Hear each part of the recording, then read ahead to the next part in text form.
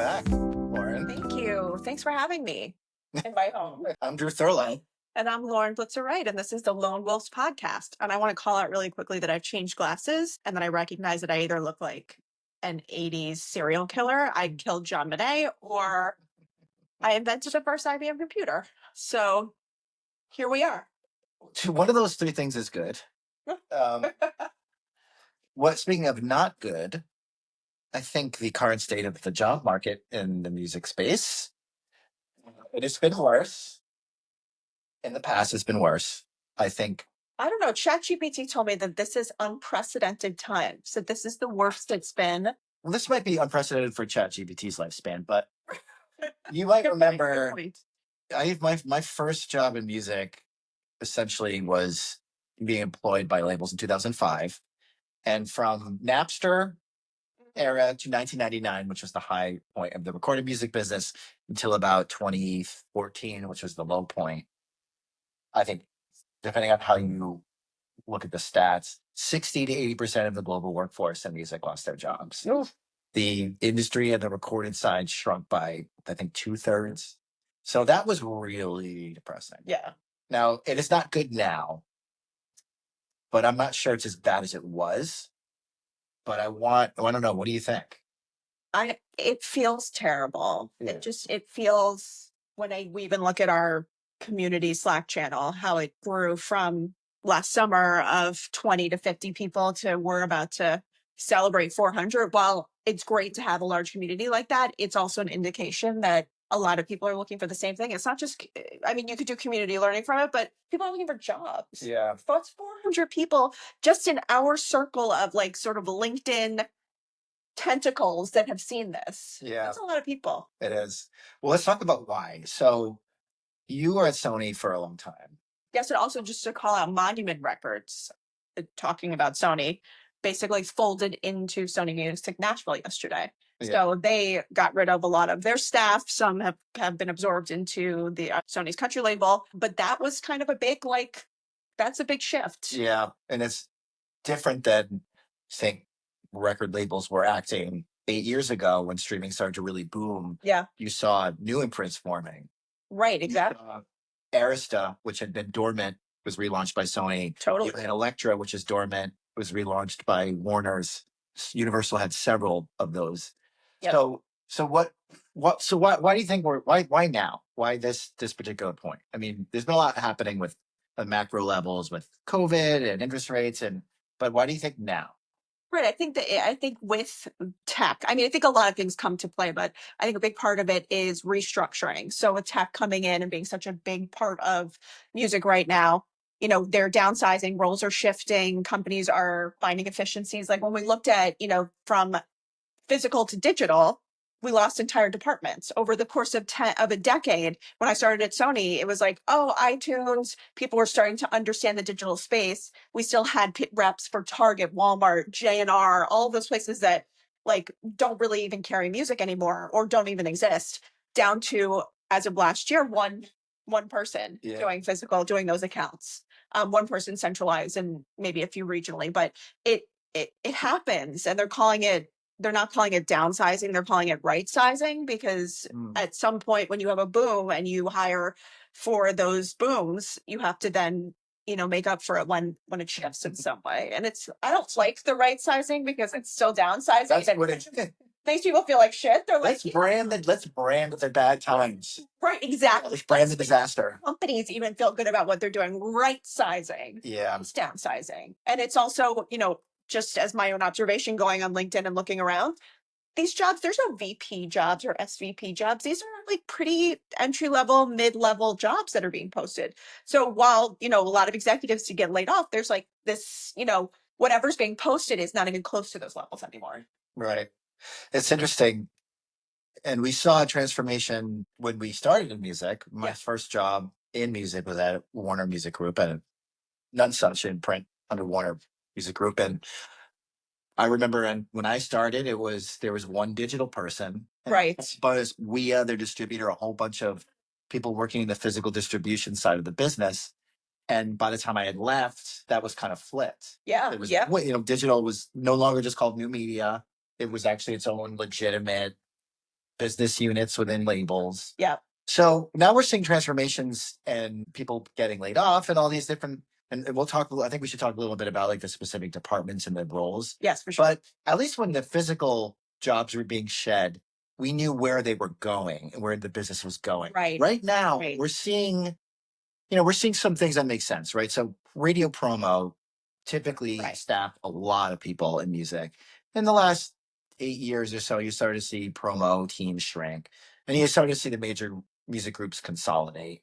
So And like video production too. video production, right? There used to be, 6-figure videos or 7 even sometimes where our major artists were just shrunk down to nothing. And a lot of that also has to do with like some creator tools that are coming out that make it more accessible to do these things. But yes, there's definitely those key departments that are shrinking. But at the same time, is like when we went from physical to digital, you have to also assess like, are those people that were shrinking have the capabilities of shifting to digital? Are they able to now learn this new way of distributing music and this new format? And Yeah. if they can't, then like Some of them, I mean, the promo was a good example where, you had your leadership in New York or LA where the label was situated, and then you had your local staff. Mhm. And it's some, up to, there was sometimes you had 5 people in Cleveland. right, right. And then those local staff started to be shrunk, and you had it all being centralized. And then you had not only Universal would have their promo team for Republic, and they would have it for Island Def Jam, they would have it for Interscope. Now that's all centralized. Everything, right. Now it's all centralized, so one person's handling more than one label. And counterintuitively, we're now seeing that on the commerce side. Because when streaming matured and grew, we had infrastructure around making sure music got to DSPs properly, making sure they had commerce people pitching it properly, and you had reps at each individual imprint working on just one account. You just do Apple or just do Spotify. Yeah. And you would only handle your label. And now we're seeing the same consolidation in commerce that we saw with promo, which is now you have one person handling multiple releases from across label groups. At what point do you feel like it hits? And I'm not going to name names, but I've spoken to a few people that are still at the major labels, and it feels like the add-on of all of those new jobs. Because listen, if you do a downsize, there's still work that needs to be done from those positions. They're feeling a little bit overwhelmed, underappreciated, and this idea that you should feel lucky that you still have a job type mentality, and it's really hard to stay at that place. I guess you feel relief that you're still there, but then that idea that's like, you now have 16 more jobs not getting paid anymore, and you should feel grateful for that. That sounds like a toxic work environment. I'm not sure that like music has always been the most untoxic work environment. It's like pretty like there's a lot of behaviors are like, it was interesting getting a master's recently in my mid career. I went to get a master's, and it was a program that I was the only one from even entertainment in the program, and you're meeting people from all different, a lot of military and other sectors of the industry, the economy, and like people are like, can't believe this is the way music works. Yeah. Like these are the personalities that are just tolerated, and this is the kind of behavior that people are just used to. It's just not like that in other places. I think people, when you want to work in music, you love music, and you are willing to deal with all of that to stay there. And it's just sort of like, okay, this is what it is. Yep. Okay. I remember I worked with this guy who was like a pathological liar. Everybody knows, like, oh yeah, that's that dude. He like lies. And everyone's like, okay, well, we're just not going to believe it. But he's going to just have his job, and it's fine.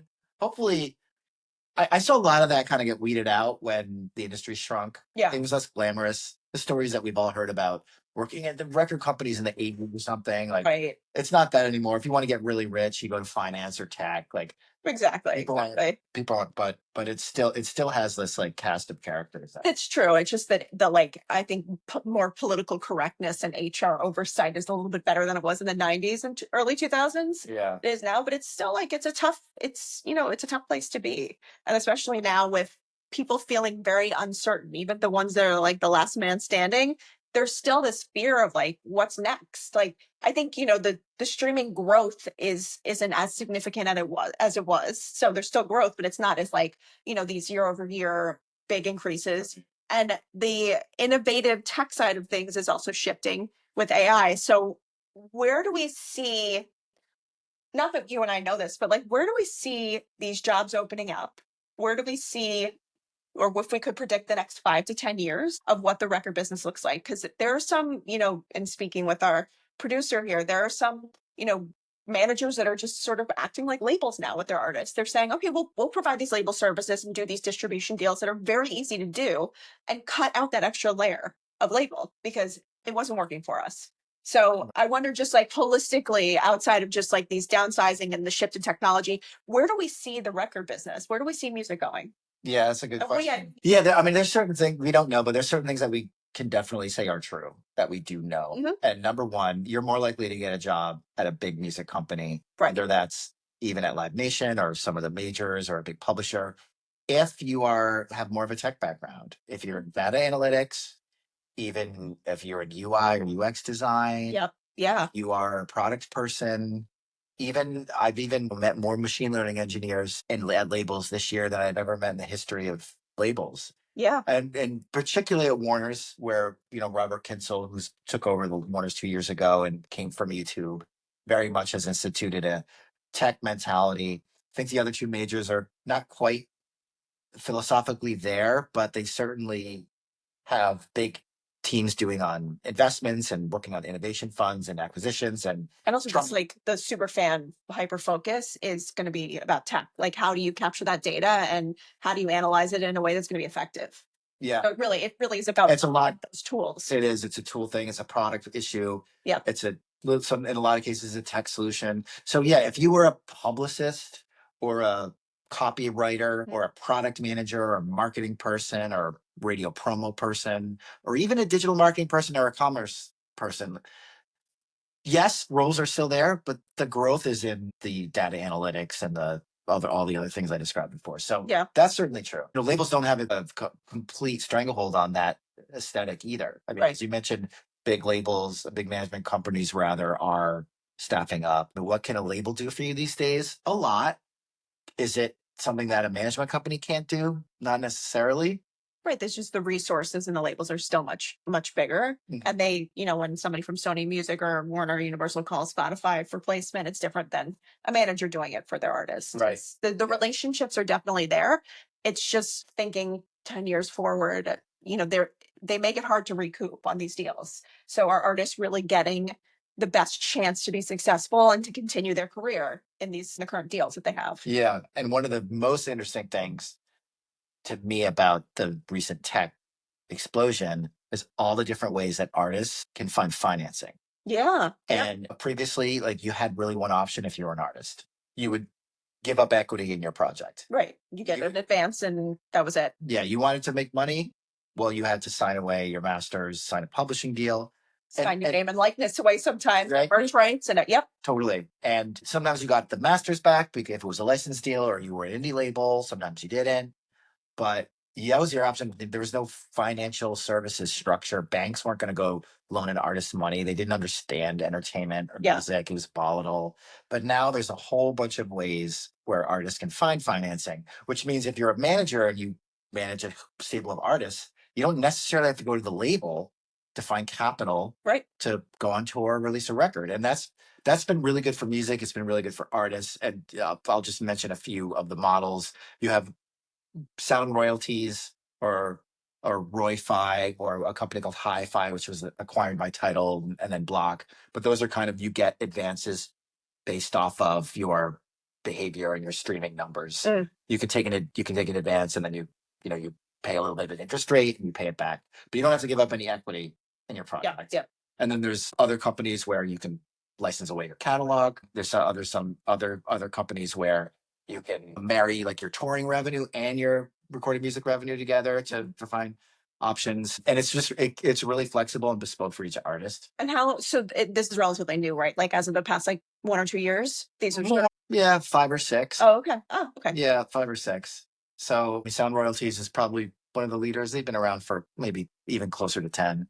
But it's really good. It's good for artists, and it's been really interesting because it gives you solutions, and you don't have to necessarily take a label's money. Right. And labels don't know this too, so they need to provide their value proposition. And totally. How do they do that? That's what I think they're trying to figure out. That's why they're right sizing because they're trying to Right. figure out. Well, it goes all the way back to our initial topic today of like what's happening. Like that's a huge part of the industry that is shifting to creator tools for artists to be able to like not even creator tools, but just support, financial support that they can then go do what they want to do without the labels. So, where do you see these like, where do you see the focus basically in major labels being directed to in the next 2 to 3 years? It's kind of two places. It's like on both ends of the spectrum. Mhm. It's the scale. Like if you want to be the next massive global pop star, like major labels are still the best and really only Mhm. way to do that. Yeah. So it's not rocket science releasing an Adele record, but it takes a lot of money. It takes a global team of thousands of people. Yeah. And it takes staffs in each country working this music. So you need that scale. Right. That's what labels do. That's like the tip of the pyramid. Yeah. It's like the Adele, Beyonce, Harry Styles, the big ones that you can't lose basically. Yeah. But you also can't lose those artists. You have to continue to provide value for them.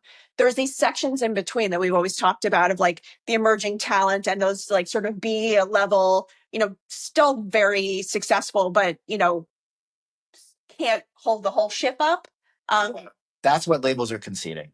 Yeah. Then they're also growing on the smaller end, the long tail distribution.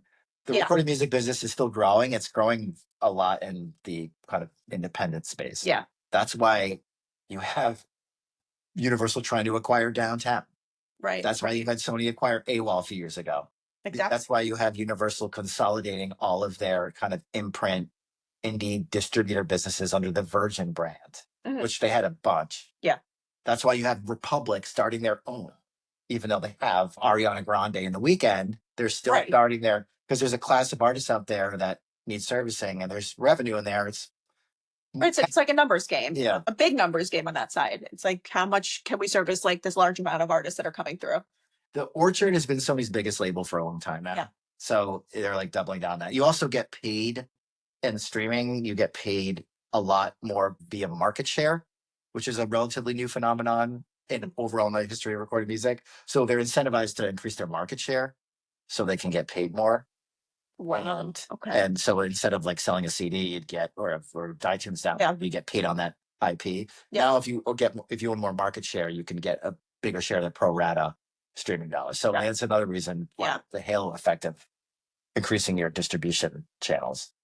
But so that's where like they're both growing. It's like more money to acquire Pink Floyd and Right. Queen, and it's more money to acquire the Downtown. Like I don't know what happens to the in between the middle class artist who is a legit business. Those are Yeah. And all those jobs that support those artists, Right. are kind of like, we don't need 6 marketing people. We're going to now have 2. Yeah.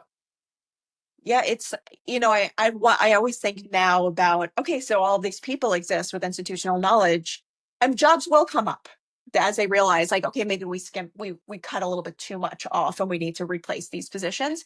But where do we go from here? Like, where does all of this information that we have?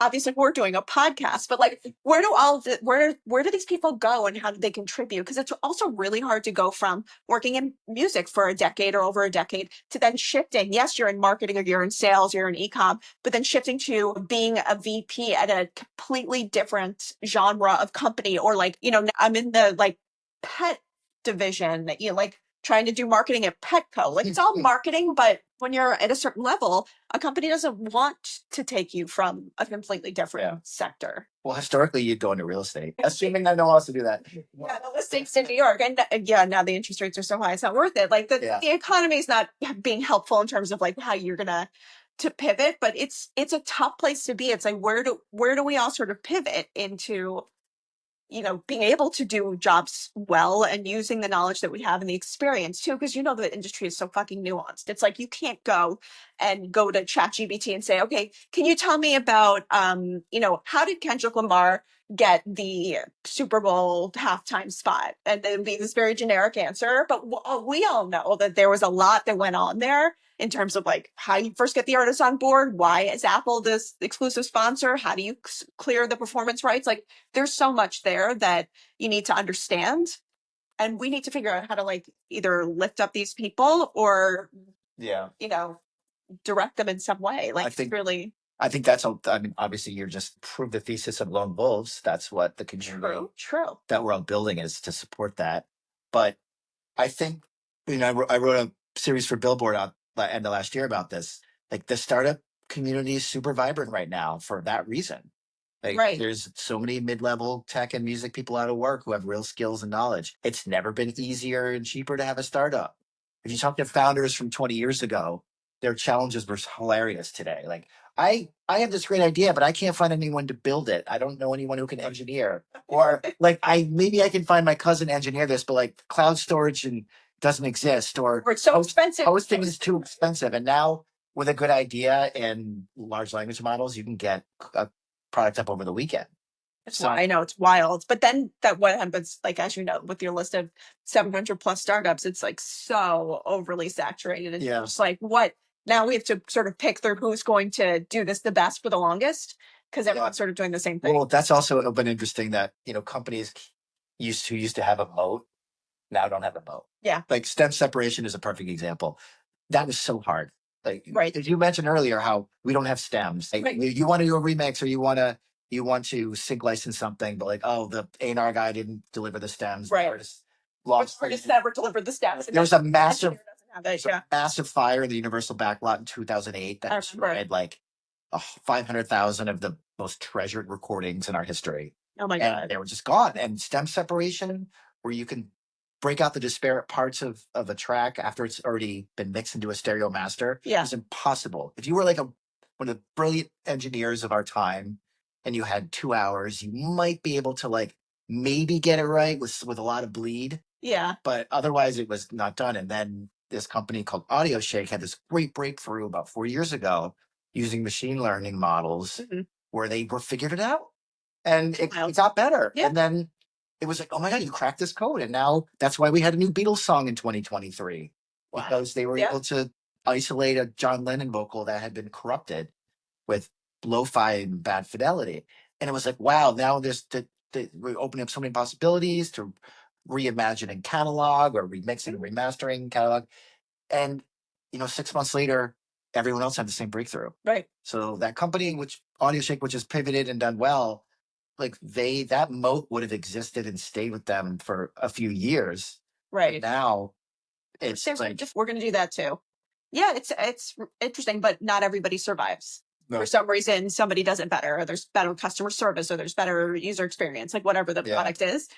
So it'll be interesting to see in the next 5 to 10 years who kind of stays afloat and who doesn't, and which is also why we do the incubator series, because we want to try and predict what are these ideas that are coming up that we feel like have real legs. Yeah, and if all else fails, start a podcast. Start a podcast. We did it. We did start a podcast. And in the meantime, we're good. Like, subscribe, and comment to our podcast. Yeah. And please leave in your comments, leave any suggestions of new topics that you want us to cover, because we're happy to. We've got plenty to talk about, but if there's something that's burning, please let us know. Yeah.